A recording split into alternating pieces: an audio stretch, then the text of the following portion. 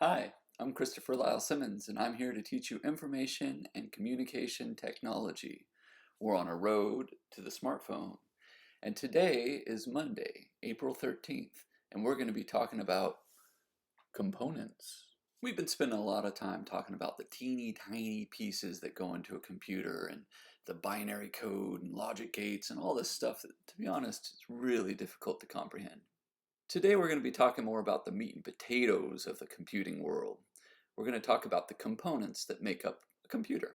So let's start with you. You're the person that's providing the information.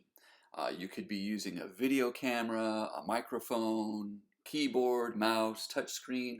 All of these things are input devices. You're taking real world information and putting it into the computer, inputting it into the computer. With older computers, these external input devices, these peripheral devices like a keyboard or mouse, were connected with wires, and you had to connect your video camera to your computer. But when we talk about a smartphone, everything's built in. The camera, the microphone, the touch screen, even the screen becomes a little keyboard. They all are input devices. So remember, a computer has input, storage and processing, and output. So the computer takes input, does processing and storage, and provides output. These output devices, these components, can be a screen, a projector, the printer. It can be the speakers on your phone or headphones that you have plugged into your ear. Anything that displays the information after the computer has processed it is considered an output device.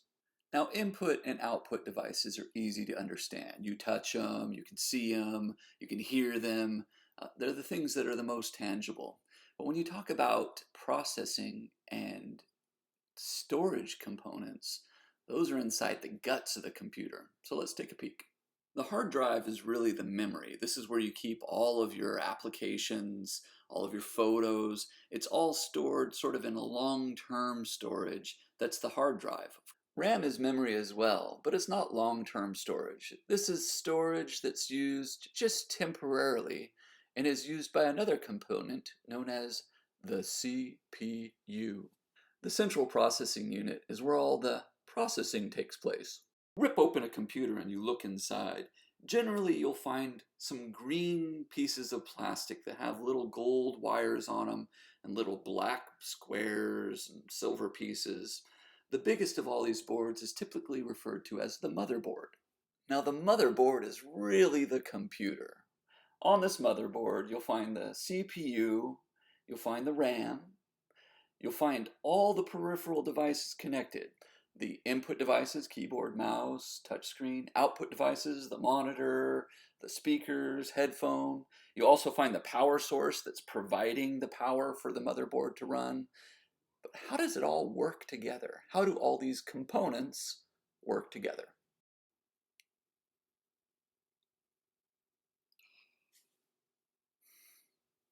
All right, so let me try to explain it. Imagine you're a chef and you're in a giant kitchen and you have a stove. Now your stove is the size of your processor, right? If you only have one burner, that means you can only cook so many things at once. But if you have a big processor, you have a lot of burners that could cook multiple things at once. So your CPU, the power of your CPU is how many burners that you can cook with at one time. Now your storage is a refrigerator all the way across the kitchen over there. And you can have a little fridge that only keeps 2 eggs in it, or you can have a giant walk-in refrigerator with thousands of things kept inside of it. The storage is your hard drive. It can also be a flash drive, but it's long-term storage. But short-term storage, the RAM, is something different altogether. The RAM, your counter space, is short-term storage. You can't leave stuff out there for too long or it'll rot and go bad. Get it? Right. All right, so you're the chef, and here we are about to cook, right? So you go to your storage and you pull out the ingredients for an omelet, and you put them on your short-term storage, which is your RAM, your counter space, and then you start cooking. And you can cook one omelet if you have a certain size CPU, or you can be cooking 5 omelets at once if you wanted to, if you have a bigger CPU. Now let's say you also wanted to start making some stew and boiling some pasta and cooking some other stuff. I don't know, I'm just trying to make stuff up. Now you would need a bigger CPU in order to process all these things at once.